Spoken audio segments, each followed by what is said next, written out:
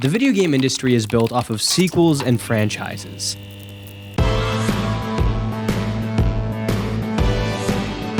This is a list of every single Game of the Year nominee from the Game Awards in the 2020s. 20 out of these 30 games are new entries in existing franchises. Another couple are new franchises but have very strong connections to existing franchises from the same developers, and one of these is a straight up DLC to another game on the list. In terms of commercial success, the rate of sequels in the highest selling games of every year is even higher. Taking last year's reference, of the 20 highest selling games of the entire year, only 2 games weren't new installments in existing franchises: Minecraft and Elden Ring. Although you could also argue that Elden Ring is part of this greater nebulous Souls series, even if it is a new IP, so the only one that undoubtedly checks this box is the game from 14 years ago. Originality in games has become a really big talking point recently, especially in the so-called remake era, and the reliance on franchises is a core part of this. There's a growing sentiment that the industry is stagnating, and it comes from razor-thin success margins forcing studios to not take risks. There's even a dude who made a video on the importance of taking risks in the AAA space. Wonder what he was talking about. But on its own, an abundance of sequels doesn't necessarily mean a lack of progress. Some of the most important and genre-defining games have been sequels: Half-Life 2, GTA 3, Call of Duty 7. Maybe not that one. But recently I've noticed a bit of a culture shift in sequels and their expectations, specifically that they aren't making big enough strides from the previous game. Spider-Man 2 and Tears of the Kingdom were treated like half measures. God of War Ragnarok also received some pushback on its reused locations and animations. Meanwhile, Phantom Liberty and Shadow of the Erdtree are by name and nature DLCs, despite having an ass ton of new content and getting Game Award recognition, blurring the lines to what a sequel even is. The new Doom game has gotten it both ways. It's praised for not just being a carbon copy by some people, and accused of being just a spin-off by others. And with sequels being, for better or for worse, the lifeblood of the industry, I think this is all worth looking into. Why is the perception of sequels changing? Are they actually moving the needle forward? And have they just become over-glorified DLCs? But first, I need to get a goddamn haircut.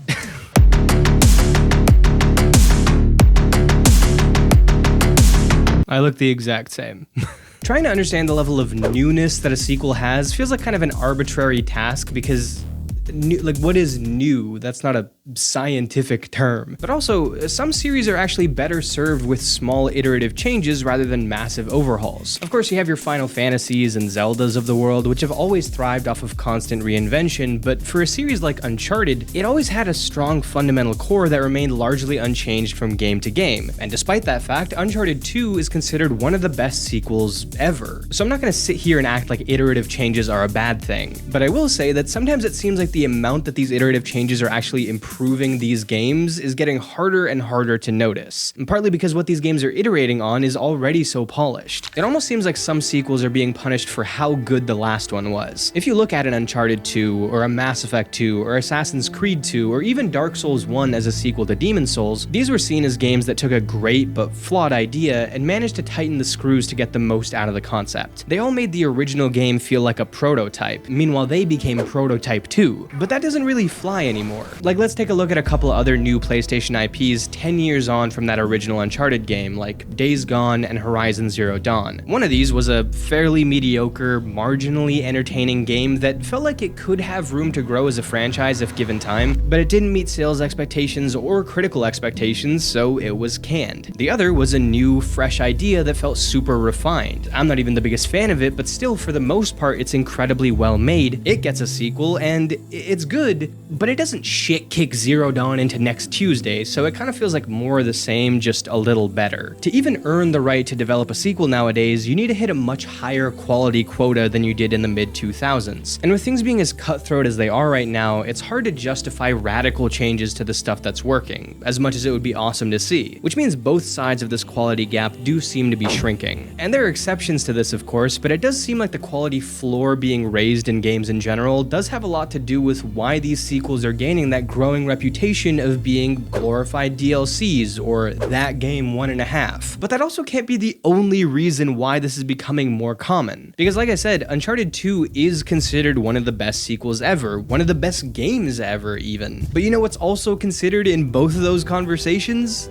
Uncharted 4. Assassin's Creed 2 did refine so many things from the previous game and is still probably the most quintessential entry in the series, but arguably people have started to look back even more fondly on Black Flag. Just because a game comes out that's universally praised doesn't mean a sequel is bound to be less appreciated. There has to be another reason why Tears of the Kingdom gets Breath of the Wild 1.5 allegations, while Uncharted 4 never really got that same type of criticism. Which is what brings us to the two types of sequel changes that I want to focus on for the rest of this video. They're both kind of broad, but I feel like they do a good job at showcasing what might be causing this difference in perception. The first type of change is mechanical change. This is when the actual crux of the gameplay is being shifted or improved. This could be anything from major changes to how the game is laid out, like Resident Evil going from third person to first person, or Zelda going from 2D to 3D, to smaller changes like shifts in the speed of the game, what weapons are featured, abilities you have access to, etc. It can even extend to different quest types or refined platforming mechanics, just anything that changes the actual actions you're performing from game to game. One of the series that I think does this the best and most efficiently is Mario. A lot of the 3D games share a ton of the same DNA, but they'll have this one completely transformative tool, the jetpack, Cappy, the gravity mechanics, and that fundamentally changes how you interact with everything around you. Maybe the most pure version of this type of change is in Shovel Knight Plague of Shadows, where you go through almost identical levels to the original campaign, but now with a character who interacts with the world completely differently. The other type of change is contextual change. This is less about what you're doing and more about where you're doing it, who you're doing it to, and for what reasons. Going back to a series like Uncharted, this is where it really shines. In each of these games, you're playing as the same character with the same cover-based shooting, climbing, chase sequences. Even most of the guns themselves are the same or similar in each game, but you're trying to find a different treasure. You're climbing up a broken train in the mountains in one game and through a burning building the next. You're fighting different bad guys, and you're exploring completely new countries and hidden cities. I mean, if you weren't, this would kind of be a stupid name for the series. Of course, there's some things like enemy design that I would consider to be sort of an intersection point between these two types of change, but for the most part, I think these are a couple of nice, convenient buckets to work with. Now, I have a feeling that most people would assume that mechanical changes are probably more conducive to a feeling of newness in sequels than contextual changes are. Of course, usually these go hand in hand, but if you were to isolate them,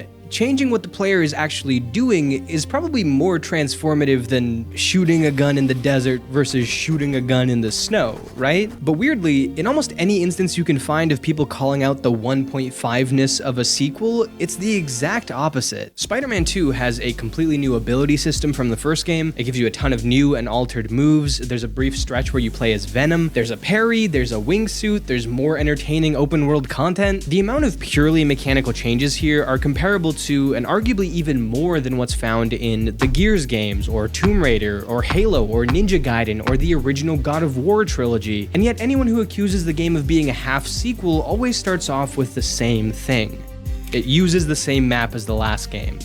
Even though it's not actually the same because it's expanded to 2 new areas, but a huge portion of it is the same. So this is pinned as not a true evolution. And this isn't even me talking about the quality of the game, okay? That can definitely be contended. I have my own critiques about it, but specifically in terms of it feeling like just a half step forward, it is interesting that the tweaks to what you're doing are somewhat overshadowed by where you're doing it being roughly the same. It's the same problem that Zelda just ran into. Obviously, Tears of the Kingdom is highly praised and beloved in its own right, but it also experienced scrutiny for its own contextual similarities to its predecessor. This game has a genuine case for having the most groundbreaking gameplay system ever, at least in mainstream games. Fusing things in the world together to create new vehicles, the Ascend ability? I can't even begin to fathom how many rigorous design decisions went into making sure these abilities worked with complete freedom without busting the game open like a piñata. The sheer amount of effort that must have gone into this is asinine. But of course, it uses a lot of the same map as Breath of the Wild, so it's lazy. It doesn't exactly take a rocket scientist to realize that a lot of the complaints here are about reuse. People seem to have a very negative reaction to when they see a significant amount of recycled content between games. And while reused assets, maps, and animations have always been a thing in game dev, it's starting to feel like it's happening more often. And there's a few reasons why I think that's the case. Jesus.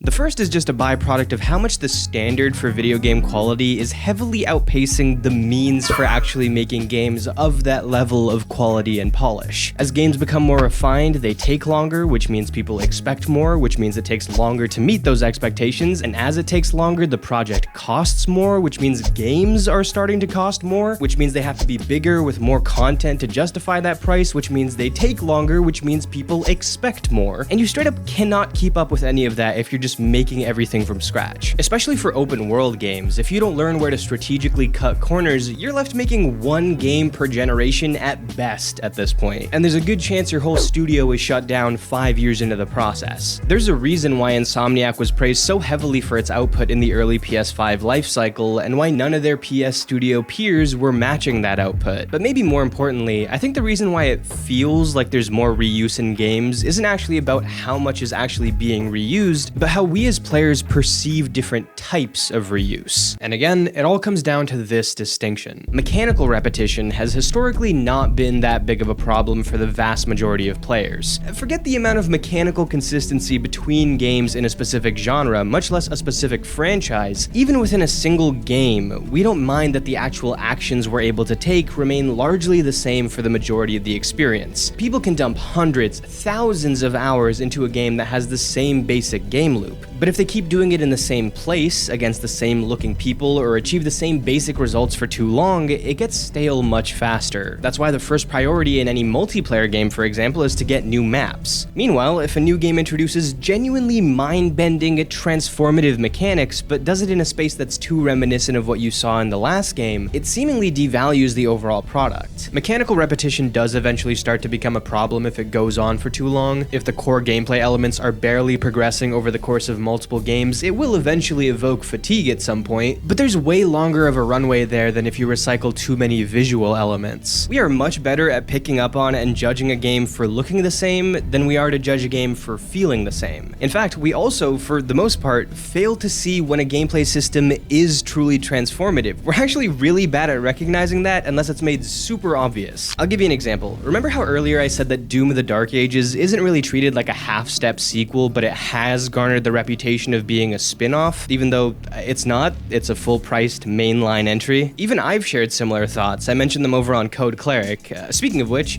you should go check out Code Cleric, where my friend Landon and I pop up every 2 weeks to talk about fun game topics for like 2.5 hours. Anyways, there's an implicit critique here that it doesn't do enough to separate itself from the previous titles, and what it does bring to the table is kind of a novelty, something that doesn't feel like the true next step. This was already kind of the assumption before the game came out. Oh, it's just regular Doom with a shield and a medieval coat of paint, and then people played it, and a lot of people liked it, but this idea was definitely reinforced. But even though it looks at first glance to be just a marginal step forward, there are hundreds of important changes under the hood that we often fail to appreciate when we discuss how new this game or any other game feels. Instead of listing them off one by one, I kind of want to hyper-focus on one specific part of the combat design to show just how easy it is to overlook this stuff. And that one tiny thing is fodder demons. These little freaks are mainstays in all three of the new-look Doom games, sometimes with different names, but always with the same basic behavior of shuffling over and trying to slap you to death. And because they look and act so similar, you'd be forgiven for thinking that they serve the same basic purpose in combat in each title. But that's actually not the case at all. In Doom 2016, you can choose to shoot them with a regular weapon, or, more likely, the infinite ammo pistol. That way you don't have to waste any valuable resources on what's effectively a nuisance. You can also chainsaw them to death to get more ammo, and you can throw out this double punch move, where one punch puts them in a glory kill state, and the second actually performs the glory kill. And for anybody who doesn't know, the glory kill gives you extra health, so putting them in this state is really key in this game. In the next entry, Doom Eternal, there was an effort to change the way the combat flowed, with a much bigger focus on weapon swapping and ammo management. So the game didn't want to bail you out by giving you free ways to deal with less threatening enemies. That meant the infinite ammo pistol was gone, and so was the 1-2 punch move. Now if you punch them, they just get pushed back a little bit without taking any damage. So 2 of the 3 primary ways to deal with these guys from the last game were no longer viable. In their stead, there was an increased emphasis on the chainsaw, also weapons with low single-shot damage but a lot of ammo like the assault rifle or plasma rifle became really key in not only preserving resources but also getting these demons into that extremely helpful glory kill state. There was also a new blood punch move that you could charge up and take out a whole wave of these guys at once, and it was also usually smart to use your flamethrower on a horde of these guys before you took any action against them, because the flamethrower dropped ammo for every enemy it hit, meaning a pack of fodder demons was always prime real estate for this thing. And now, in Doom the Dark Ages, most of these tactics are removed once again. There's no flamethrower, blood punch, chainsaw, or even glory kills really. Instead, this shield is like a massive transformative combat and traversal tool. So you can use these demons as makeshift grapple anchors to different points in the combat zone that can also do damage in a wider area. You can also ping pong your shield off a few of these guys. You can also upgrade your shield's range for more crowd control, and you can still swap to low damage weapons or new options like the pulverizer to focus on multiple fodder demons at a time. Again, this is just focusing on the most simple enemy type within a much more complicated combat playground. And in both sequels, we see a genuinely unprecedented amount of change compared to the average shooter, and yet it still gets demoted from feeling like a true sequel experience. Meanwhile, if you look at how the games are presented, 2016 was much more insular with a tightly packaged, brooding atmosphere. Eternal then took that and blew it open. It just made everything more vertical, with giants in the backgrounds of levels, a bunch of visually distinct demon types, totally new models for most of them, and these much larger encounters. And then with the Dark Ages, those new world elements just didn't feel as monumental. The encounters are larger, but Eternal had already ripped the doors off. If you're going off memory, you might not even realize these combat zones are way more open, even though they definitely are. There are incredible backdrops here, but Eternal had a ton of those too, and most of the demons also look the exact same but with a ye old hat on. Doom the Dark Ages gives the appearance of a game that stepped to the side, even though its combat loop is newer and fresher than anything you could hope for from the average sequel. But ultimately, that's just not what we perceive newness as. There's a book by Daniel Kahneman, who's a psychologist who did a ton of work on judgment and decision making, called Thinking Fast and Slow, and in it he describes what he calls System 1 and System 2 thinking. System 1 thinking is intuitive and emotional. It happens without much effort, like knowing to stop when you see a red light or recognizing a friend's face when you see them. System 2 thinking is much more deliberate and analytical. It takes time and effort, like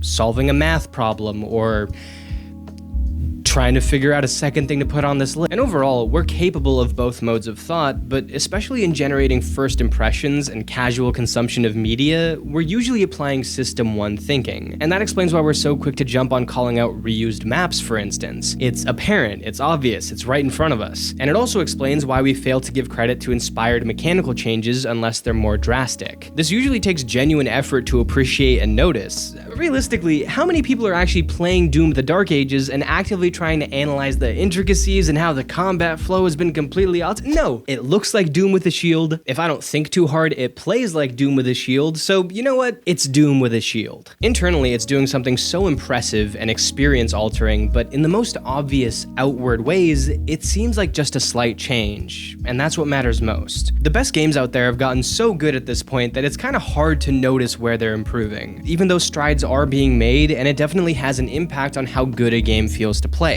And when you think about it, this is like a nightmare situation for developers. When they put a bunch of time and effort into developing the stuff that will actually make the experience better at a core level, the feedback on that stuff is usually vague platitudes of, oh yeah, it feels crunchy, or the movement is slick. Meanwhile, despite us hitting a clear point of diminishing returns, if a game doesn't have enough of a graphical improvement, the world isn't as new or as big, or God forbid there's a repeated animation, it becomes a much more tangible complaint. And if you make games, this is an understandable thing to be frustrated with, but I also think that recognizing this disconnect directly can be a huge benefit on its own. As a developer, your greatest tool is the sleight of hand. Games have always and will always thrive on tricking the player into appreciating something that they might not have otherwise. You have to trust the audience, but you also understand that you can't rely on them to think analytically before they develop their first impression. So it's fine to recycle things. I mean, that's always been a part of the art industry and the tech industry, so obviously it's going to be prevalent in games, but if you're able to put in just a little bit of effort into throwing people off the scent of that reuse, it goes such a long way. This is something that From Software does all the time. They reuse character assets, world assets, enemy attack patterns, and for the most part, unless you look deeper into it, you're not noticing a ton of this stuff that's been essentially spray painted a different color. There have definitely been some complaints levied against this mantra of recycling content, but the biggest examples are usually the cases where From Software was just lazier at hiding things. Like this is the Asylum Demon. It looks like the Asylum Demon, it walks, hits,